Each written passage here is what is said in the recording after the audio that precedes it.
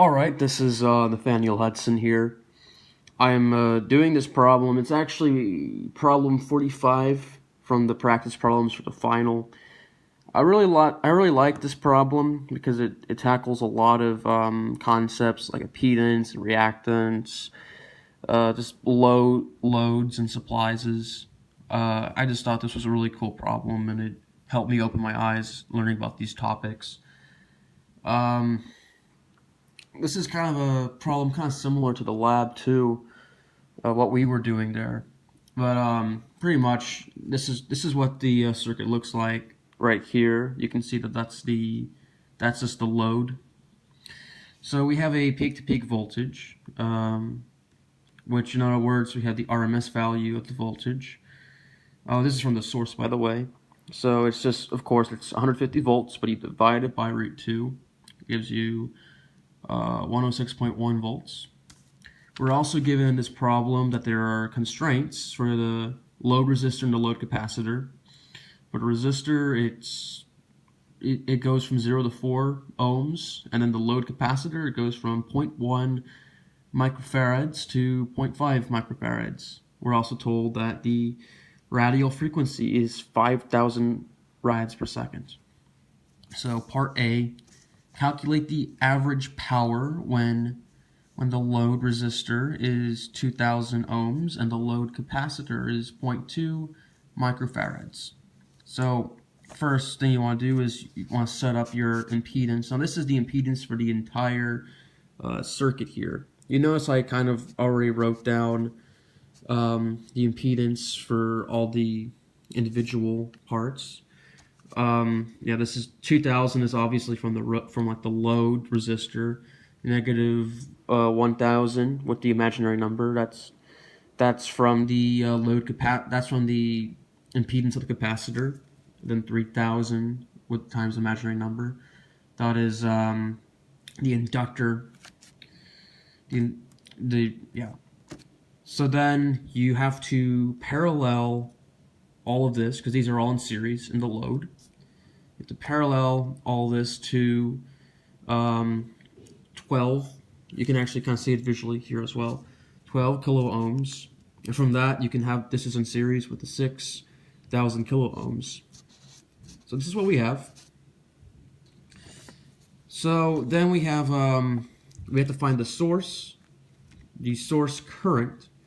So here we just divide the voltage by the impedance. Very simple.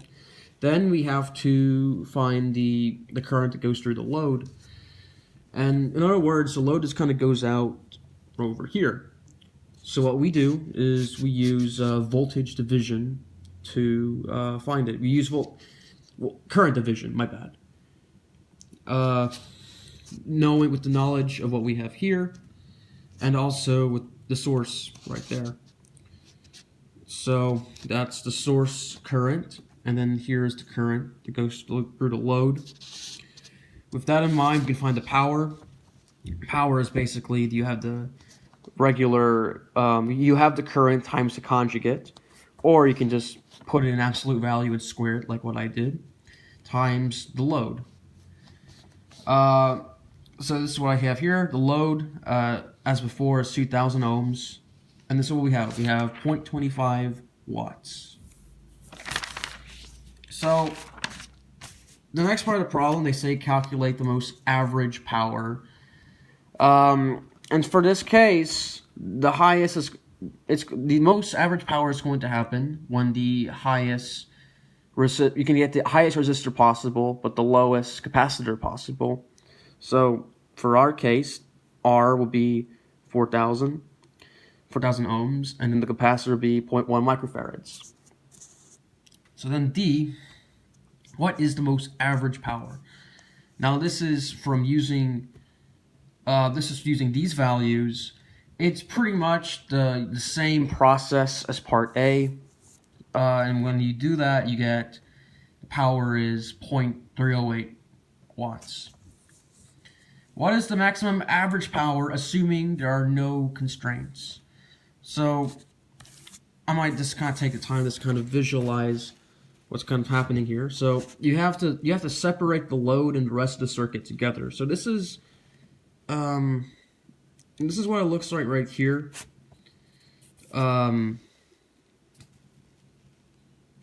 So yeah, you can see you basically have to solve. I mean, you don't have to solve the Thevenin voltage for this, but it is a Thevenin regardless because they kind of short circuit it.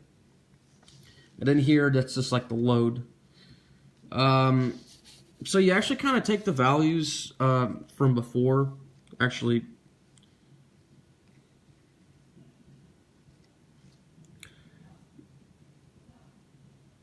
So, wait, I just wanted to check something quick. Just want to make sure my calculations are right.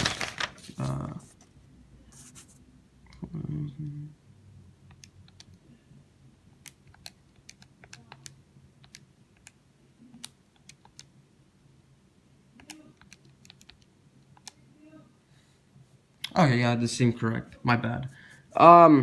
Sorry about that. So yeah, we take the values that we found from the previous problem for like the most average power, and then we plug those values for the reactance. Now, mind you, these aren't the real values for the load and the capacitor. And then we take kind of the values we find for the Thevenin side. Basically, what this formula says, you have the impedance of the Thevenin plus the impedance of the load, and that would be kind of our impedance that we use to solve for the current that passes through. And so then here we just have the values. This is what we end up with. It's just again kind of the same process as before, but this time we're taking this equation in consideration because we're looking for the maximum and there's no constraints.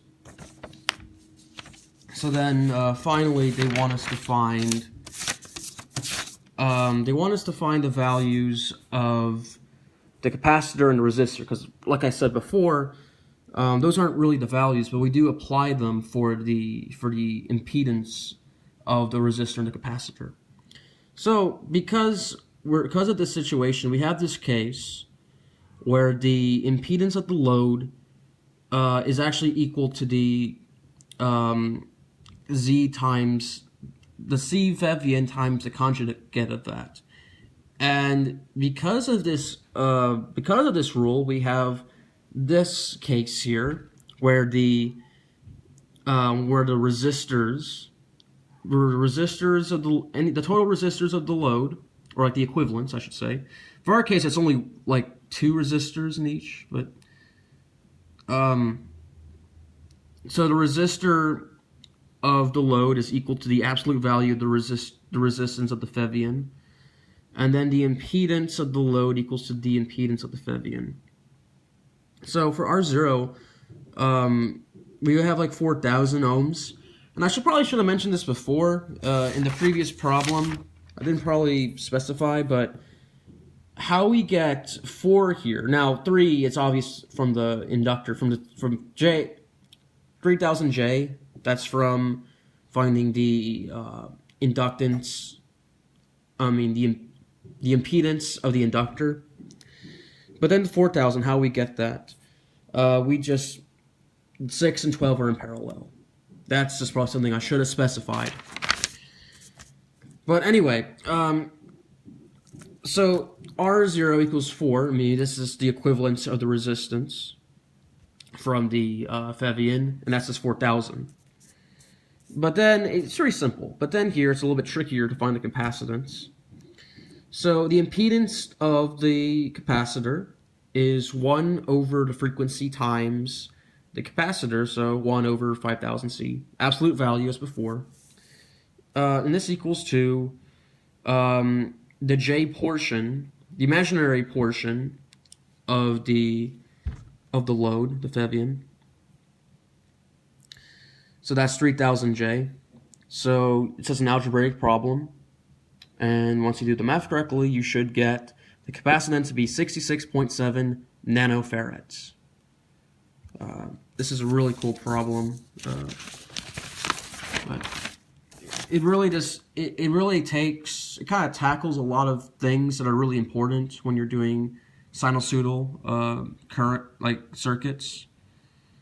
Um, I hope if anyone's like new to this that you learn something from this.